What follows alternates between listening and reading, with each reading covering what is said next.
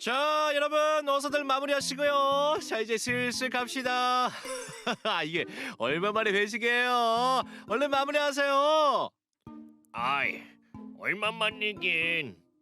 아이, 지난주에 회식했는데 무슨 얼마만이야? 아유, 또 회식이야.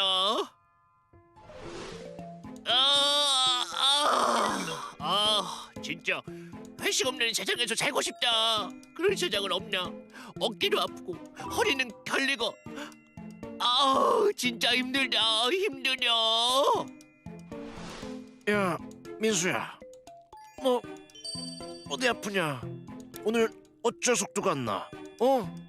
아야, 몸이 여기저기 아파서 어제도 회식하고 그제는 야근하고 마사지라도 받아야 하나? 아니면 바닥 따뜻하게 하고 좀 지져야 하나? 오늘도 야근인데 일은 많고 어쩌지? 아니 목이 안 돌아가잖아. 아우, 담 걸렸나 보네. 증상이 어떤가요? 목이 안 돌아가고요. 어깨는 돌덩이처럼 굳어 있어요. 날개뼈랑 갈비뼈 부분이 너무 아파서 숨쉬기도 힘들어요. 요즘 과로를 많이 하셨나 봐요. 체내 기혈순환이 부족하면 담 증상이 나타날 수 있거든요. 한방 치료를 한번 받아보세요. 잦은 회식으로 인해 스트레스가 쌓이면서 담결림에 걸린 30대 남성의 사연이었습니다. 오늘 활기찬 클리닉에서는 담결림에 대해서 알아봅니다. 여러분의 활력 넘치는 인생을 위해 활기찬 클리닉 함께 하시죠. 네, 오늘은 담 결림에 대해서 알아볼 텐데요. 도움 말씀 주실 김하림 한의사님 모셨습니다. 어서 오세요. 안녕하세요. 반갑습니다. 한의사 김하림이라고 합니다. 네, 반갑습니다. 굉장히 저는 여학생이 이렇게 오신 줄 알았어요. 굉장히, 한의사 멋지십니다. 멋지십니다. 네. 저희가 오늘은 담 결림, 근막 통증 증후군에 대해서 알아볼 텐데요. 사실 담 결림 민수 씨도 자주 자주 걸려요. 걸리신다는 얘기를 들었어요. 네네. 흔히 좀 알고 있는 질환이기도 하거든요. 우선 담은 도대체 왜 결리는 걸까요? 이제 한의학에서 말하는 담, 다른 말로는 담음이라고도 하는데요. 담음? 담이란 이제 체내의 기혈 순환이 잘 되지 않을 때 몸 안에 쌓이게 되는 비생리적인 체액, 이렇게 보시면 될 것 같고요. 쉽게 말해서 우리 몸 안에 쌓이는 노폐물이라고 보시면 될 것 같습니다. 네. 이런 담이 이제 몸 밖으로 배출이 되지 못하고 좀 뭉치면서 목이나 어깨, 허리, 등 같은 부위에 뭉쳐서 이제 정체하게 되면 통증이 발생하는 것이라고 이해하시면 쉬울 것 같습니다. 목만 걸리는 게 아니라 네. 어깨, 네, 등, 등까지. 허리까지도 이어지는군요. 네네, 그런데 보통 많이 호소하시는 부위입니다. 저도 특히나 자다가 일어났을 때 기지개를 펴는 과정에서 확 이렇게 오거든요, 담이. 네, 어떨 때 좀 많이 옵니까? 이제 우리 몸에 담음이 있더라도 네. 무조건 담결림 증상이 생기는 것은 아니고요. 네네. 체내에 담음이 있던 분들이 좀 스트레스를 과하게 받았거나 과하게 긴장을 했거나 아니면 네. 잘못된 자세를 오래 유지했거나 면역력이 좀 떨어지거나 네. 아니면 차고 습한 곳에서 오래 머무르고 이런 상황에서 비로소 담결림 증상이 발생하게 됩니다. 이제 특히 좀 휴식이 부족한 상태에서 과로하고 스트레스를 받았을 때 아니면 이제 한 자세를 장시간 유지하는 사람들 이런 경우에는 조금 더 담결림이 발생하기가 쉬운데 예를 들어서 이제 컴퓨터를 보면서 하루 종일 일하시는 회사원분들 그리고 아침부터 밤까지 공부를 하시는 학생분들 네. 아니면 이제 장시간 동안 운전대를 잡고 같은 자세로 운전을 하시는 분들 이런 경우에는 이제 담결림이 발생하기 쉽기 때문에 주의를 해주시면 좋을 것 같습니다. 네. 조금 더 자세하게 설명을 드리자면 방금 말씀드렸던 상황들이 근육이 좀 지속적으로 과긴장을 하게 되는 상황들인데요. 네네네. 근육이 이렇게 수축되고 경직이 되면 혈관이 압박돼서 혈액 순환이 원활하게 되지가 않고 그러면 이제 세포 대사에서 생기는 노폐물들이 배출이 잘 안 되겠죠. 네. 그럼 이제 그게 축적이 되어서 통증 유발점이라는 것이 생기게 됩니다. 네네. 요 통증 유발점이 한의학에서 말하는 그 담음과 비슷하다고 보시면 좋을 것 같습니다. 네.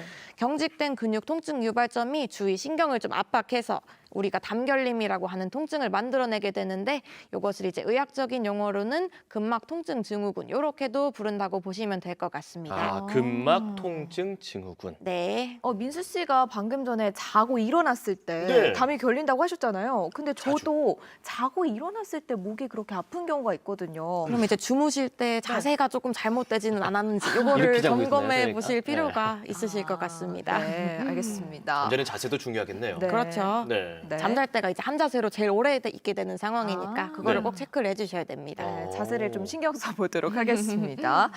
이어서 또 질문 이어가 볼 텐데 사실 굉장히 다양한 부위에서 담이 나타나잖아요. 네. 그런데 이 다른 증상들과 또 다른 질병과 헷갈릴 수도 있다고요. 네, 그렇죠. 네, 어떤 질병과 헷갈릴 수 있나요? 이제 보통 담 결렸을 때 호소하는 증상들은 갑자기 목이 좀 돌아가지 않아요. 아니면 네. 이제 어깨가 돌덩이처럼 굳어 있어요. 맞아요. 그리고 날개뼈랑 갈비뼈 쪽이 너무 아파서 숨쉬기도 힘들어요. 이런 통증들을 자주 호소를 하시게 되는데요. 네.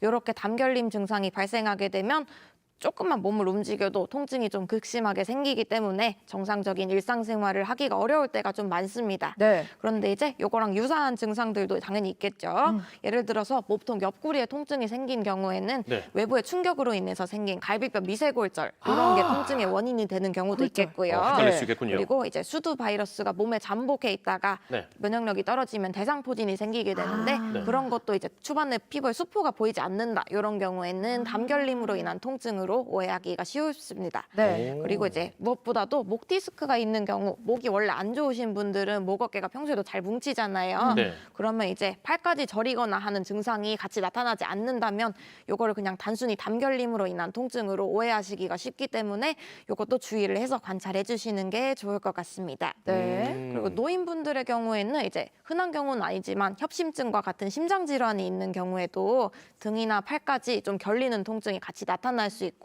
이런 호흡기나 소화기 질환, 심장 질환 이런 것들도 같이 동반될 수 있는 만큼 주의를 해주시는 게 좋을 것 같습니다. 네.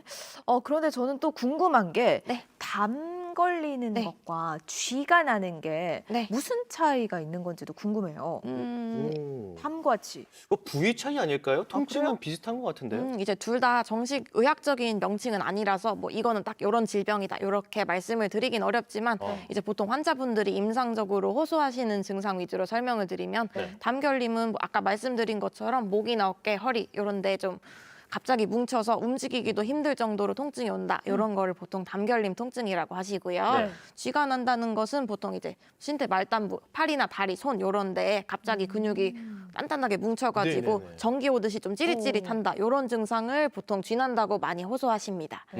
뭐 둘 다 이제 근육이 좀 뭉쳐서 발생한다는 공통점은 그러네요. 있겠지만 이제 반복될 경우에는 원인을 꼭 찾기 위해서 진단과 치료를 받아보실 필요성이 있겠죠. 그렇군요. 보통 담결림 이제 뭐 걸린 그 네. 주변 사람들을 보면 어떤 분은 뭐 각자의 방법이 있더라고요. 이거 네, 풀기 위한 그렇죠. 방법. 맞아요. 뭐 마사지를 하는 경우도 있고 마사지건으로 계속 이렇게 하는 사람들도 있고요. 네. 그리고 이제 약 드시는 분들도 있고요. 맞아요. 또 어떤 사람은 괜찮아 하루 지나면 다 없어져 놔둬라고 하는 분들도 있거든요. 네. 뭐 어떤 분은 하루 지나면 없어지고 또 저 같은 경우에는 며칠 가거든요. 네. 네. 오. 뭐 이렇게 좀 치료는 좀 어떻게 진행하는 것이 좋습니까? 이제 뭐 담결림이라는 네. 것이 앞서 말씀드렸듯이 과도한 스트레스나 긴장 이런 것 때문에 발생을 하는 경우도 많기 때문에 그런 원인들을 좀 제거하고 네. 휴식을 취해줬을 때는 우리 몸에 자연 치유 능력이 있기 때문에 네. 스스로 사라지기도 합니다. 말씀하신 것처럼. 네. 다만 이제 스스로 할 수 있는 처치 방법으로 해결이 잘 안 돼서 통증이 지속되면 이제 병원을 좀 찾게 되시는 거죠. 네. 네네. 어떤 치료를 하시는지 그것이 궁금하신가요? 네, 네, 너무 네. 궁금합니다. 궁금해요. 그렇죠. 이제 보통 담결림 치료에서는 긴장되고 수축된 근육의 혈액 순환을 좀 개선하고 신경 근육계 기능을 좀 회복해서 이런 통증들이 만성적으로 발전되는 것을 방지하는 것을 최종적인 목표로 좀 삼고 있고요. 네. 한의학에서 담결림 치료를 위해서 활용하는 대표적인 방법은 침 치료인데요. 침. 네. 침 치료 들어보셨거나 받아보신 적이 있으실 것 같아요, 다들. 네. 요 침 치료는 뭉쳐 있는 통증 유발점을 좀 풀어주고 그리고 정상적인 혈액 순환을 좀 원활하게 해서 근육을 좀 이완시키고 담결림 증상으로 인한 통증을 해소하는 데 좀 도움을 준다고 보시면 될 것 같습니다.